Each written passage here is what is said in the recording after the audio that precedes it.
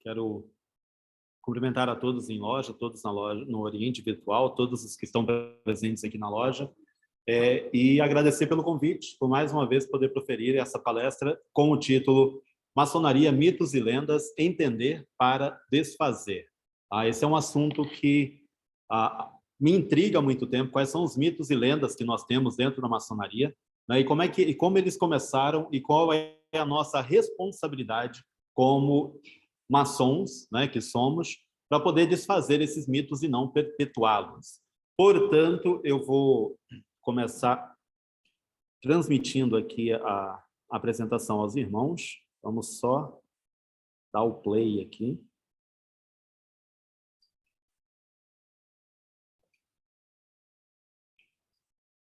Ok.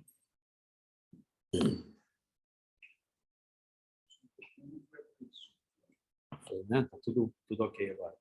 Então, aqui é o início, né? Mitos e lendas na maçonaria, entender para desfazer. Como eu disse, é um assunto que me intriga, e eu acredito que um dos primeiros mitos, uma das primeiras lendas que nós temos, né, dentro da maçonaria, de modo geral, é de onde surgiu a maçonaria. Eu sempre gosto de tocar nesse assunto, porque são várias histórias contadas, são várias...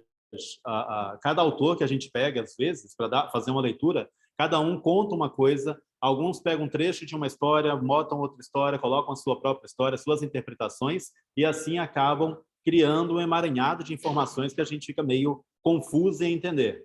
É claro que a gente tem que ler com muita atenção, né? Tem que acompanhar cada um dos temas que são apresentados, mas, de modo geral, um dos materiais que a gente tem como uma possível, né, maneira de se estudar a origem da maçonaria é através de uns documentos conhecidos como Old Charts. Então, esses Old Charts, para quem não conhece, é um conjunto de documentos, livros, registros antigos que procuram remontar a história da maçonaria e, claro, de seus símbolos. Agora, são vários esses documentos. Eu faço aqui a apresentação de um deles, que é o Manuscrito Régio. Esse Manuscrito Régio ele se manteve perdido durante anos, foi encontrado por volta de 1800 e alguma coisa, 1700, na verdade, desculpa, e só veio cair na maçonaria anos depois de já ter sido descoberto e fazer parte do acervo da Biblioteca Britânica. Como está ali, ele é datado de 1390, mas ainda tem origem desconhecida. Ninguém sabe de onde veio realmente esse documento. Ele foi passado sempre de mãos em mãos. Então, assim, um passou para o outro, que foi indo, até que chegou em determinado momento e falou, opa, isso aqui é importante.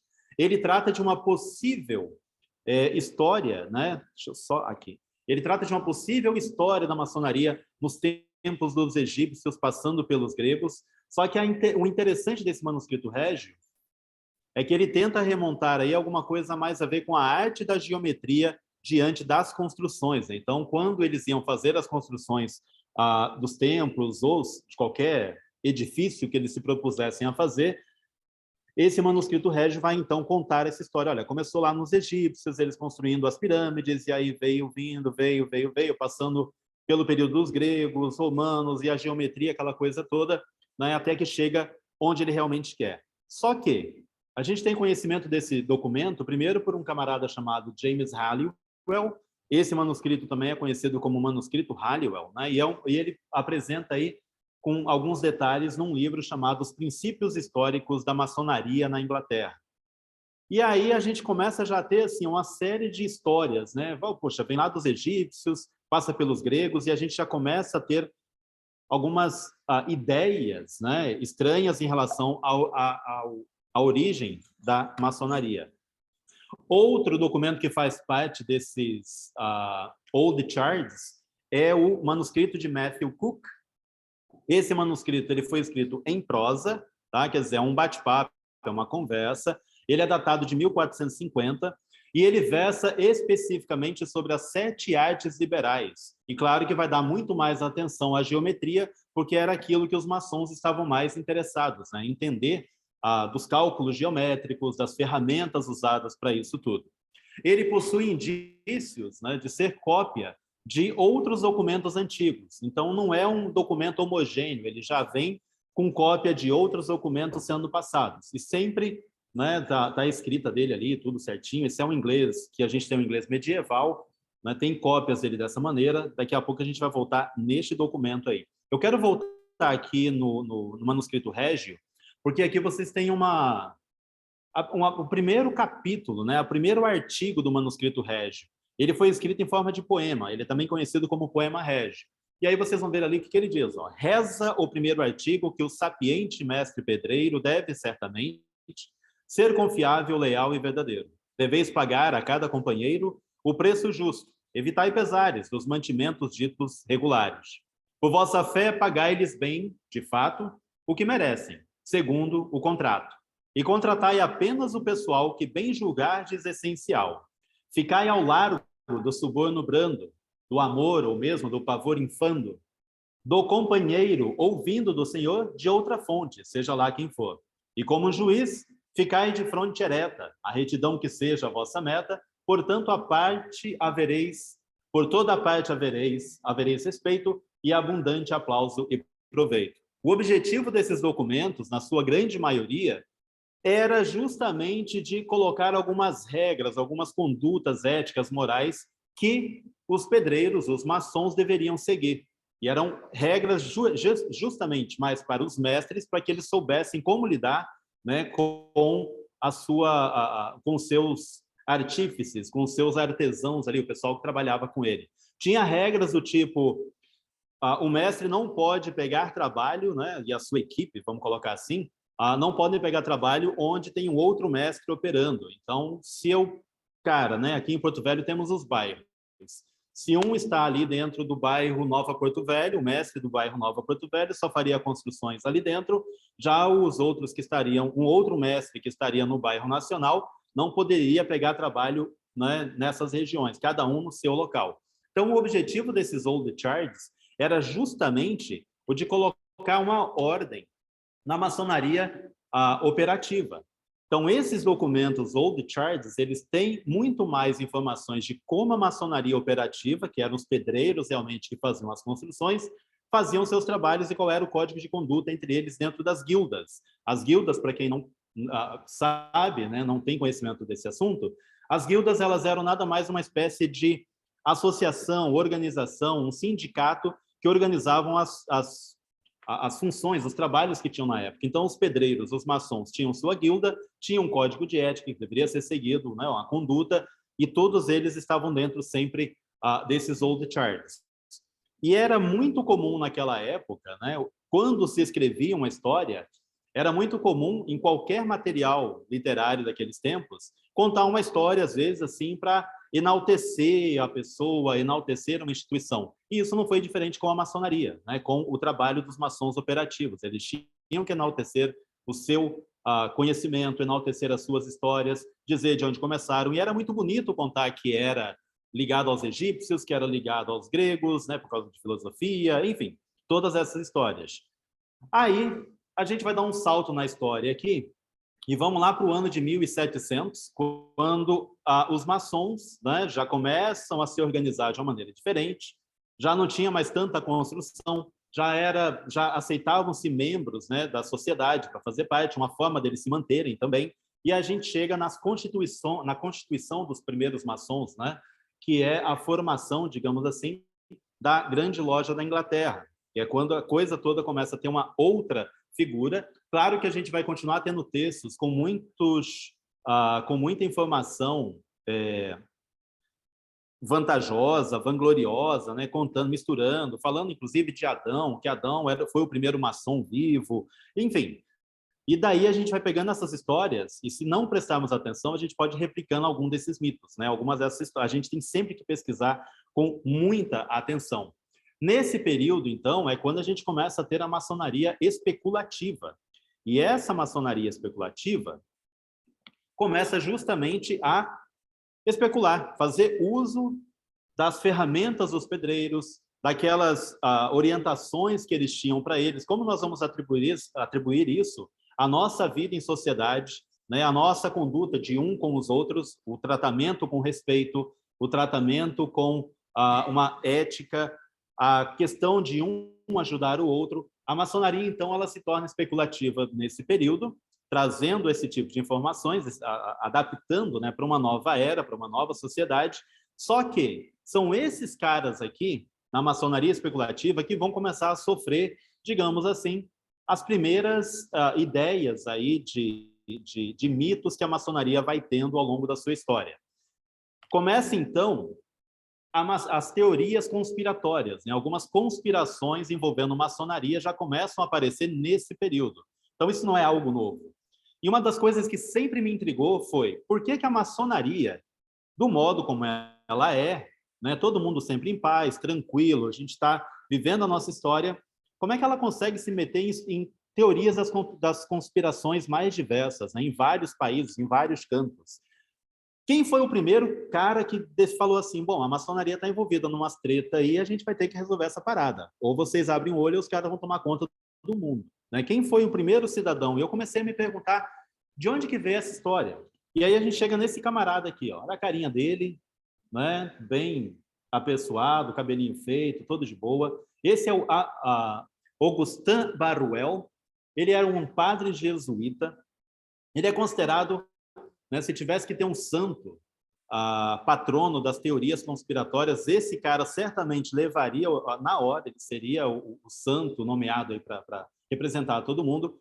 Ele escreveu vários livros, né, mas o que mais chamou a atenção foi uma série de 4 livros que ele publicou entre 1797 a 1799. Eram documentos, né, ou livros que ligavam a maçonaria a origens da Revolução Francesa. Então, assim, de acordo com ele, lá nos escritos dele, ele diz o seguinte, olha, os Illuminati lá da Baviera se infiltraram na maçonaria e, juntamente com os maçons, estão querendo aí fazer uma revolução, estão tomando de conta da Revolução Francesa. Esses caras aí é que são os responsáveis por toda essa confusão. Ou seja, não tinha nada a ver com pão, brioche, com a população pobre e tudo mais. Na cabeça dele, eram os maçons que estavam ali querendo tomar conta da coroa francesa, acabar com a Igreja Católica, enfim. E isso tudo ele registrou nesses livros, né, nesses 4 livros, cujo título era Memórias para servir a história do jacobinismo, Provas de uma conspiração. Os títulos eram os mais longos possíveis na época. Provas de uma conspiração contra todas as religiões e todos os governos da Europa que existe nas reuniões dos maçons, iluminados ou Illuminatis e de outras sociedades secretas.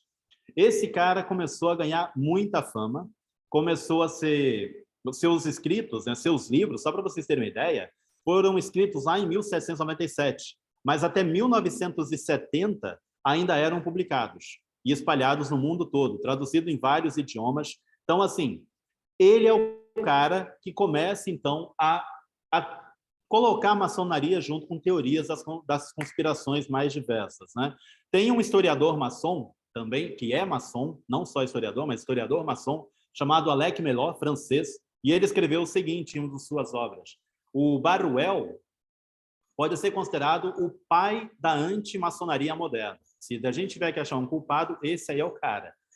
Né? Ele diz assim, ainda o seguinte, a anti-maçonaria que existia antes do Barruel não teve futuro. Ou seja, tinha grupos anteriores que não iam muito com a ideia da maçonaria, mas era assim, era mais uma questão de divergências de ideias. Né? Mas o Barruel foi o que veio e falou assim, não, o negócio aqui agora vai ser diferente. E é ele quem começa, então, a implantar essa sementinha do ódio, né, dentro das pessoas contra a maçonaria. E aí esse Alec Melot diz o seguinte, que entre todas as pessoas que escreveram contra a maçonaria, quem mais conseguiu prejudicá-la inicialmente foi o Barruel.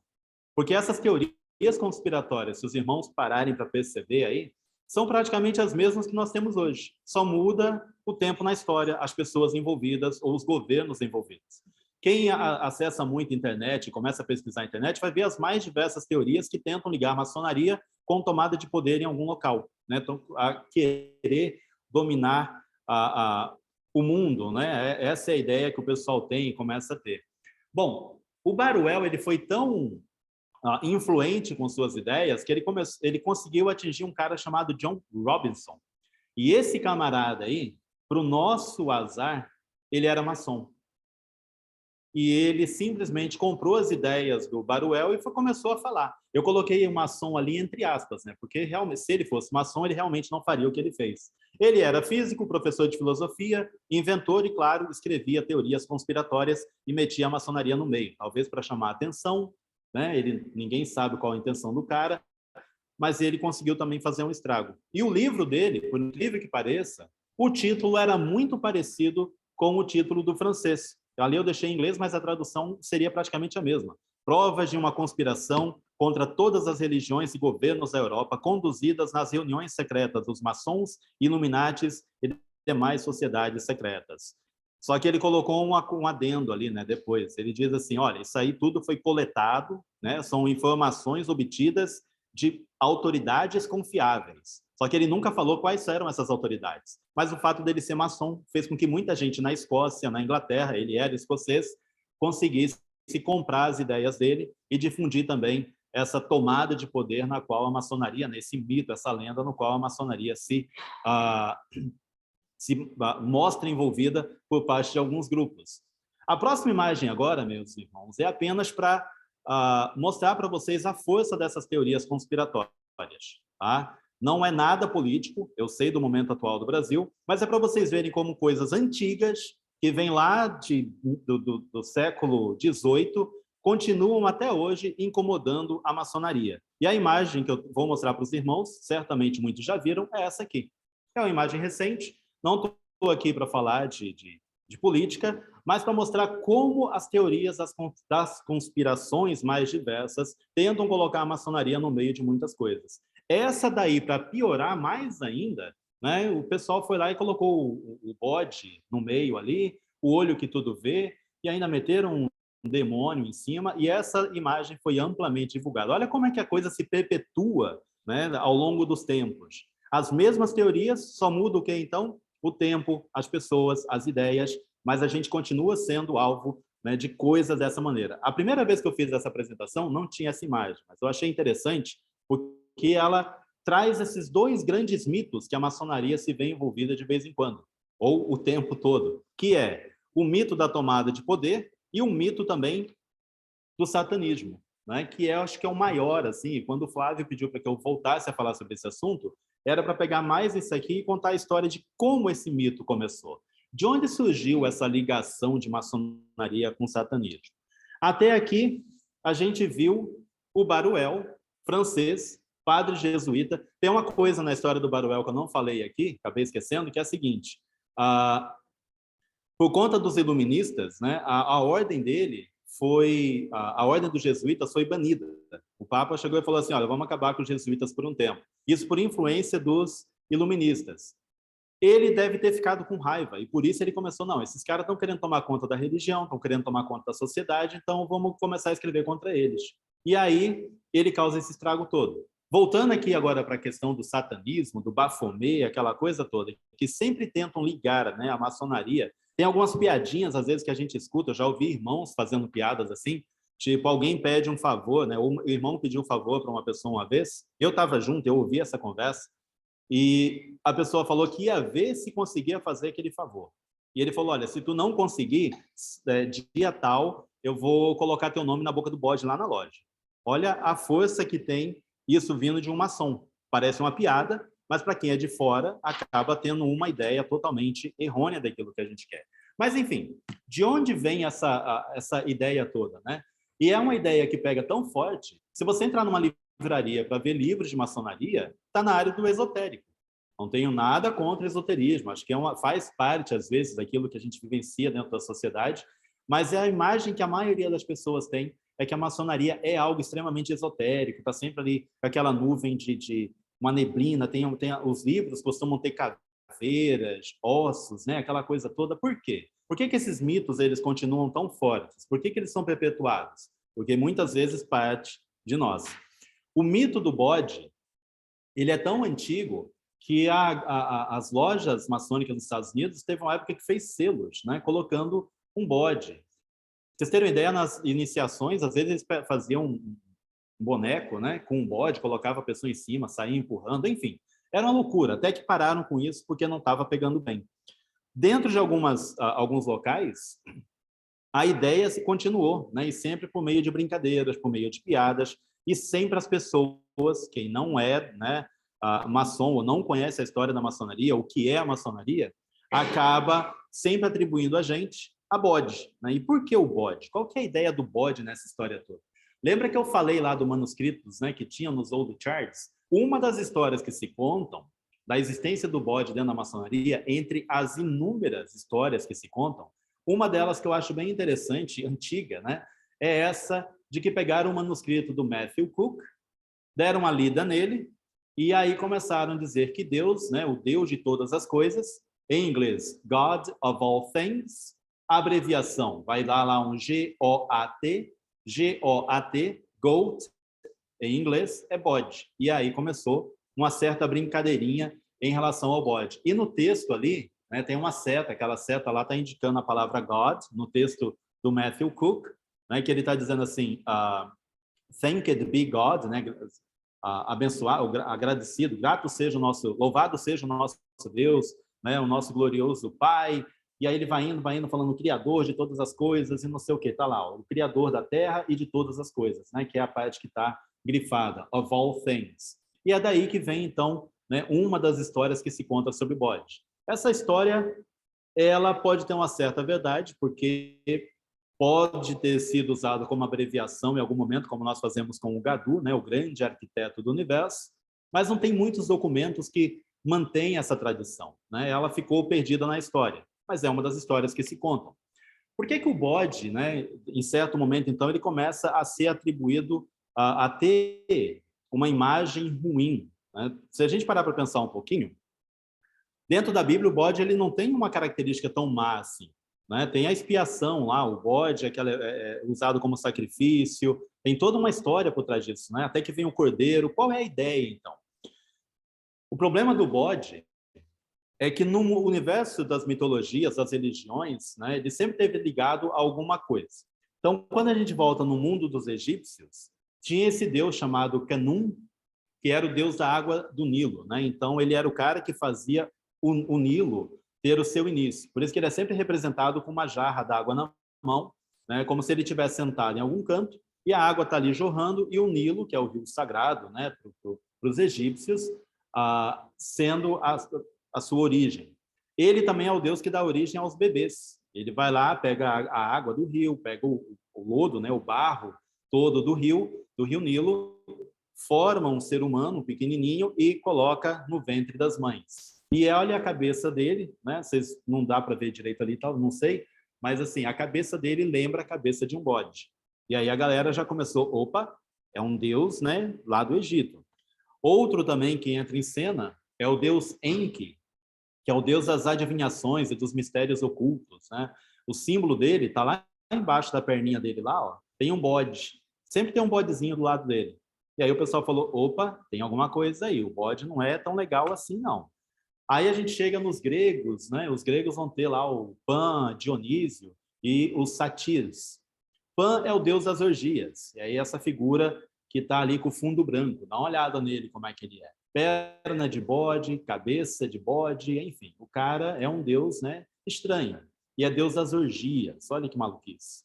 Aí vem Dionísio, deus do vinho e das festas, né? Olha a cara dele ali meio malévolo, uma cara de quem, opa, hoje a festa vai até tarde, vamos fazer de tudo. E ele sempre vinha, né, nas representações que a gente tem, nas pinturas e tudo mais, ele está sempre acompanhado por um satir ou mais satirs. E quem são os satirs? Dá uma olhada ali, aquele de trás ali é o satir. Da frente, né, alguns estudiosos dizem que é uma dançarina, uma pessoa dançando, né, outros dizem que é apenas o Dionísio festejando e tudo mais, só que o satir, dá uma olhada na formação dele lá. Ó. Pezão de bode também, a cabecinha estranha, né?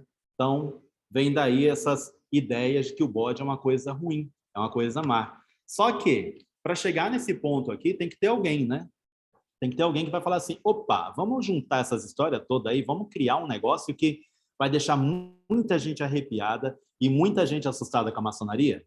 E aí eu apresento a vocês um camarada, nome Léo Taxil. Essa figura, né, excêntrica aí. Nome de batismo, Marie-Joseph Gabriel Antoine Rogan Paget, nascido no ano de 1854. Aos 25 anos, assumiu o nome de Léo Taxil, pseudônimo. Aos 27 anos, acreditem, esse cara foi iniciado na maçonaria. Né? Entrou, foi iniciado, tudo bonitinho, tudo certinho, mas não passou nem do primeiro grau, nem ali chegou no aprendiz, não deu acho que 2 meses, 3 meses, botaram o cara para fora. Né? Ele foi expulso da ordem. E por que ele foi expulso da ordem? Porque os irmãos começaram a prestar atenção que ele entrou na loja com o nome real dele, né? Um Marie, Joseph, Gabriel e tudo mais. Quando descobriram que ele era Léo Taxil, falaram assim, esse cara é um perigo, vamos tirar ele daqui porque não é boa coisa. Tinha também algumas acusações de plágio para cima dele, ele copiava textos da galera e publicava como se fosse dele. Mas o que foi que esse camarada escreveu, né, para que ele fosse expulso da ordem? Que os irmãos falassem assim, não, esse cara aqui dentro não, já que a gente descobriu isso dele, vamos botar ele para fora. Ele tinha o hábito, para ganhar dinheiro, de inventar histórias envolvendo a Igreja Católica. Então, ele estava lá mexendo com o Papa, né? Ali a gente tem um livro que ele escreveu chamado Os Amores Secretos de Pio IX. Então, ele contava assim que tinha as orgias, tinham festas, que tudo era mesmo uma bacanalha do caramba, né? E aí a igreja tinha um horror desse cara, queria saber quem era esse Léo Taxil, né? Tinha uma raiva tremenda dele, descobriram quem ele era, né? Daí ele entra na maçonaria, enfim, é expulso justamente por causa dessa confusão toda. Só que o Léo Taxil, ele era um cara muito ardiloso. E aí, em 1885, aí ele já foi expulso da maçonaria e tal, ele se declara, né, católico. Ele se converte ao catolicismo, começa a dizer que estava arrependido de tudo que escreveu lá em relação ao Papa. Todos os escritos deles, ele começa a retirar, falar, olha, não quero mais que publiquem isso. E o que ele faz, então? Já que ele estava com raiva, né, possesso de ódio na maçonaria, que expulsou ele lá de dentro, ele começa a escrever contra a sua nova vítima, a maçonaria. E é aí que o negócio começa a ficar interessante. Por quê? Ele escreve esse livro, Os Irmãos Três Pontos, onde ele conta o que rola nas lojas maçônicas, como que os irmãos se identificam. É claro que a coisa não era muito boa, né? Ele escreve um outro livrinho chamado O Anticristo e a Origem da Maçonaria. Isso, vocês imaginam que lá em 1880, aquele frisson todo, a galera está querendo saber tudo sobre essa ordem, né, que tem essa cara de secreta, o que é, o que esse pessoal faz. Vem, então, o culto do grande arquiteto e os assassinos maçônicos. Esse cara começa a chamar a atenção, e aí, o que acontece? Ele vai ter uma audiência com o Papa, já o Papa Leão III, isso no ano de 1887. Ele consegue bater papo com o Papa. Tá? Isso não é trocadilho de papo, Papa, não. Mas ele vai lá, tem uma conversinha com o Papa, senta, fala, Papa, olha, eu estou arrependido de tudo que eu fiz, eu escrevi aqueles negócios, eu não deveria. Né? É uma entidade tão respeitada, tão longeva como a Igreja Católica, não merece isso de um cara como eu. Então, assim, eu quero pedir perdão e estamos aqui para te ajudar. O que você quer que eu faça para, né, me reconciliar? E o Papa vai falar, olha, a gente tem esses caras aí da maçonaria que estão tentando derrubar a religião, estão tentando derrubar os poderes, né? Entra a história das conspirações. O que você acha, né? Eu gostei dos seus livros, você teve lá dentro, né? Passou um tempo lá, ele nunca falou que ele ficou pouco tempo, ele só simplesmente disse que ele era maçom. E aí, claro que vai sobrar para quem? Em 1890, sobra para o bode, né? Sobra justamente para o tal do Baphomet. E ele começa, então, a escrever mais coisas sobre maçonaria. O livro dele que faz maior sucesso na época é esse aí, Os Mistérios da Franco-Maçonaria. E é aí que ele desce a lenha. Ele vai colocar coisas tipo, olha, a capa você já vê que é uma capa assim que a pessoa pega e fala, meu Deus do céu, o que esse povo faz? Isso aqui é complicado. Temos que tirar isso aqui. Detalhe que isso era publicado em jornais da época, em vários fascículos, né? Depois eles juntam e fazem uns livrinhos e tudo certinho para poder divulgar. Por que ele fez isso, né? Vamos voltar. E não é só a questão da raiva que ele estava da maçonaria por ter sido expulso. Ele faz isso também porque ele começa a não vender mais livros falando contra a Igreja Católica. Perde a graça, né? A história fica repetida, vamos parar com isso, vamos mudar a história. Aí ele começa a falar, então, de maçonaria, desce a lenha nos maçons. Ele precisa de dinheiro, então ele começa a vender esses livros e ganhando dinheiro. Naquela época, escrever livro não era tão fácil. Hoje também não, tá? Para quem quiser saber, hoje também não é assim tão fácil, mas enfim, a gente tenta. E ele foi atrás, ele precisava de patrocinadores. E quem patrocina ele? A Igreja Católica. O Papa fala, não, vem cá, filho, vem cá que a gente vai dar uma verba para você divulgar esse trabalho aí, você só tem que contar tudo. Fale tudo que você puder sobre maçonaria. E aí ele vai e diz, olha, lá dentro da maçonaria tem um momento lá que os caras, o capeta aparece lá e fica lá na frente deles e tal, e tem todo um culto para ele. E aí ele botou umas imagenzinhas no livro dele. Olha a imagem lá que interessante. E isso vocês imaginem que na época lá, né, 1880, 1890, o povo está naquele frisson, meu Deus do céu, o que esses caras estão aprontando aí dentro? Além disso, quem era maçom e se tornava um maçom rebelde, né, ele dizia assim, ó, o pessoal lá, quando começa a contar os segredos, falar o que acontece, os outros maçons pegam ele e ficam colocando, né, nas colunas lá das lojas. Lá, cada coluna daquela que tem lá, é um maçom que está enterrado lá dentro, né? Um cara que não é mais maçom. Falou, saiu, morreu, já era, tá? Então ele sempre fazia essas confusões, né? De que os maçons assassinavam, que os maçons queriam dominar o mundo, que tinha as reuniões com o Satã em pessoa, enfim. E ele também começou a escrever um outro livro chamado A Loja das Fêmeas, né? Que seria então uma loja maçônica de mulheres, onde rolava, né? Lembra lá que eu falei do Dionísio, as orgias, Baco, aquela coisa toda. E aí ele começa então a falar assim, ó, rola de tudo. A galera ali é barra pesada, tem que tomar cuidado com esse povo, né? E ele conseguiu mexer com o imaginário popular da época. Ele foi tão incrível que ele ficou, ao saber que o Albert Pike tinha morrido, para quem não conhece, o Albert Pike é tipo, ele é o cara, né, assim, que mais escreveu sobre maçonaria dentro dos Estados Unidos, divulgou maçonaria dentro dos Estados Unidos, é uma lenda dentro dos Estados Unidos, né, da maçonaria americana e acho que da maçonaria mundial.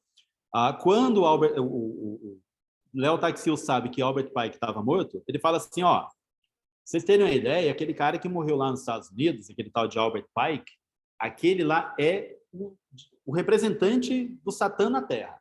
Inclusive, ele tem reuniões com ele todas as sextas-feiras, a partir das 3 horas da tarde, tem uma lojinha lá nos Estados Unidos onde ele se reunia para bater papo com o Satã. Então, assim, e ele está contando essas histórias, ele está levando isso adiante, falando para todo mundo como é que é. A história chegou num padre, né, nos Estados Unidos chamado Henry Pinckney Northrop. Esse cara aí falou assim, não, gente, espera aí, eu conheço o pai, eu conheço a maçonaria. Não é isso. Eu vou ter que ir lá no Vaticano, vou ter que pedir uma audiência com o Papa para dizer, Papa, olha, esse cara está viajando, não tem nada a ver, não é assim, a galera é do bem, a galera ajuda todo mundo, né? Se a gente precisa de alguma coisa, eles estão lá sempre à disposição. Se eles veem alguém com problema, eles estão dispostos a ajudar. Então, assim, não é uma galera ruim. Só que ninguém deu ouvido a esse cara. Ele tentou limpar a barra de todo mundo, mas não conseguiu, porque o Léo Taxil foi de uma maldade tremenda e conseguiu isso tudo. E, em certo momento, a coisa começou a ficar estranha para o lado do Léo Taxil. E ele começou a falar assim, olha, as informações que eu tenho é porque eu fui maçom. E, além disso, eu troco cartas com uma certa Diana Vaughan. Essa Diana Vaughan aí, ela é tipo uma luciferianista ferrenha, ela que está contando o segredo de tudo. Só que ninguém pode saber quem é ela, tá? E era o que ele dizia. Foi ela que me contou da loja das fêmeas, como é que funciona, como é que é. Ela que abriu o bico aqui, eu conto para vocês tudinho. Tamo junto. A pressão foi tanta para cima dele que em 1897, né, ele prometeu, olha, chama aí a mídia, chama a galera da Igreja Católica, chama aí os pensadores, os filósofos, todo mundo, bota no auditório aí, que eu vou apresentar a Diana Vaughan para todo mundo. Vou levar ela aí, vocês vão saber quem é, para vocês verem que eu não estou mentindo. Tá? O que o Léo Taxil fez? Quando está todo mundo lá reunido, está todo mundo bonitinho, esperando a declaração dele, ele aparece, só ele, e diz, galera, a parada é a seguinte, tudo isso aí que eu escrevi ao longo desse tempo é mentira. Nada disso existiu. Isso é ilusão. Eu criei essa história. Era só para tirar onda da cara do Papa, para mostrar como é que o Papa é influenciável por histórias. A maçonaria não faz nada disso. A maçonaria é um pessoal de boa, tranquilo. Só que o estrago já estava feito. Sabe por quê? Que a galera começou a falar assim, não, ele está falando isso porque os maçons falaram que vão matar ele. E aí a história continuou. Né? E todo mundo falou, não, mantém-se a história, porque ele deu para trás, mas a gente vai continuar com isso aí. Esse é o cara, na minha opinião, né, é um dos caras que simplesmente consegue colocar dentro da maçonaria, não dentro da maçonaria, mas no imaginário popular, né, uma ideia de maçonaria luciferianista. É ele quem consegue fazer isso tudo. Dois grandes mitos que a gente tem, né? Sempre são dois franceses que vão conseguir fazer isso. O das conspirações, com o Baruel, e essa do satanismo, com Léo Taxil. Ideias que se perpetuam até hoje. E, às vezes, a gente continua com certas brincadeiras, com certas piadas, né, que levam, como aquela que eu falei do irmão que disse ali, que faz com que as pessoas continuem acreditando nisso. Até que ponto isso é maléfico para nós? E continua sendo. Se a gente parar para pensar, isso tudo, né, essas histórias todas, esses mitos, essas lendas, essas confusões, elas começaram em 1700, 1800. São 200 anos atrás. E até hoje, a maçonaria continua tendo essa visão, né? O povo continua tendo uma certa visão deturpada de quem nós somos e do que nós fazemos. Claro que graças a esses, ou não graças, né, mas infelizmente por conta desses dois sujeitos, a gente ganhou essa fama. Em muitos países, ela já deixou de existir, né? Não funciona, não cabe mais, mas parece que nos países da América Latina continua ainda muito forte. E nós temos que fazer isso, né? E aí vem a pergunta que eu faço. Por que nós devemos estar interessados em desfazer os mitos e falsas ideias sobre a ordem? Justamente para que a gente comece a mudar a imagem que as pessoas têm da maçonaria. A gente vem de uma história muito bacana da maçonaria operativa. Eu acho muito lindo nós lermos como eram os trabalhos, o código de ética deles, né? Como eles agiam, como eles ajudavam uns aos outros. A gente passa por uma maçonaria especulativa com ideais de liberdade, igualdade, fraternidade, todos aqueles... a questão de pensar, né, sobre a sociedade, de pensar no outro, tem uma visão totalmente diferente, é estragada em certo momento, mas felizmente, nos tempos atuais, a gente chega numa maçonaria que a gente vai chamar de maçonaria executiva. E essa maçonaria executiva é aquela maçonaria mais efetiva, mais atuante e mais próxima da sociedade. E a gente tem que mostrar isso às pessoas. Se a gente não derruba esses mitos, essas lendas que existem, a gente não consegue mostrar para as pessoas aquilo que nós somos e o que nós fazemos. Essa maçonaria que executa, que está junto com a população, que está junto com as pessoas. A maçonaria executiva, né, qual é o seu grande objetivo? Isso de acordo com a Grande Loja da Inglaterra, tornar-se amplamente reconhecida dentro das comunidades como uma organização fraterna, né, fraternal é o que nós somos, uma sociedade de indivíduos com mais alto padrão de integridade, somos pessoas íntegras, buscamos a amizade, buscamos o desenvolvimento pessoal, o envolvimento social, beneficente, nós visamos satisfazer a necessidade, né, as nossas necessidades, as dos nossos familiares e da sociedade na qual nós estamos inseridos como um todo. Temos que nos libertar desses mitos e lendas para fazer com que objetivos como esse se tornem realidade e as pessoas comecem a perceber isso. No bicentenário da Grande Loja da Inglaterra, né, da Grande Loja Unida da Inglaterra, eles fizeram uma série de documentos e um deles, um papelzinho que estava lá no site deles, é esse aí, que diz o seguinte: os maçons modernos, nós hoje, né, queremos muito desfazer os mitos e falsas ideias que durante muito tempo envolveram a organização. E a pergunta é, o que nós estamos fazendo para que esses mitos, essas lendas não se perpetuem, né, para que elas sejam desfeitas e as pessoas começam a ver aquilo que nós estamos aqui para fazer. Para que essa maçonaria executiva, para que esses mitos e lendas se desfaçam, né, os nossos membros, nós maçons, somos o bem mais valioso. Nós somos a mudança para que essa maçonaria executiva possa ser alcançada. Se a maioria dos irmãos se comprometerem a apoiar essa mudança para uma maçonaria diferente, uma maçonaria bem quista na sociedade, vista de uma maneira diferente, levar à frente, né, o combate desses mitos e lendas na maçonaria, certamente a gente vai fazer que uma imagem como essa aqui, de novo, é apenas uma imagem, não se torne algo como isso aqui e acabe assustando quem é maçom. Eu, quando vi essa imagem, falei assim, gente, nada a ver, que é isso? Não é isso, né? E aí a gente descobre, não, tem uma montagem. E por que fizeram essa montagem? Porque as pessoas têm essa ideia de que a maçonaria quer a tomada do poder, que a maçonaria tem ligações, né, com o luciferianismo, com essa coisa toda, quando, na verdade, o nosso objetivo é bem maior que esse. Nosso objetivo é aquele que a gente sempre repete, né? O bem da sociedade, a questão fraternal, ajudar a todos, né, estar presente, questão de integridade e tudo mais. Essa é a minha apresentação sobre mitos e lendas na maçonaria. Lembrem lá do começo que eu falei o título, né? Entender para desfazer. O convite que eu deixo aos irmãos, né, para quem gosta desses assuntos, é que possa pesquisar os mitos. Quando você se deparar com um mito, com uma lenda, e falar assim, não, peraí, acho que isso não é bem assim. É tipo a história do fake news, né? É a gente ir atrás e saber de onde veio isso. Hoje, o modo como a gente tem as informações hoje é de uma maneira muito vasta, né? Você pode enveredar por um caminho que tem informações falsas ou pode debulhar um pouquinho mais e ir atrás. Mas eu não consigo fazer isso. Então, vamos passar para um irmão que consiga pesquisar, consiga ir atrás e falar sobre esse assunto, para que a gente comece a entender. E assim a gente começa a recontar a nossa história, a nossa realidade, a nossa vivência. Obrigado, meus irmãos.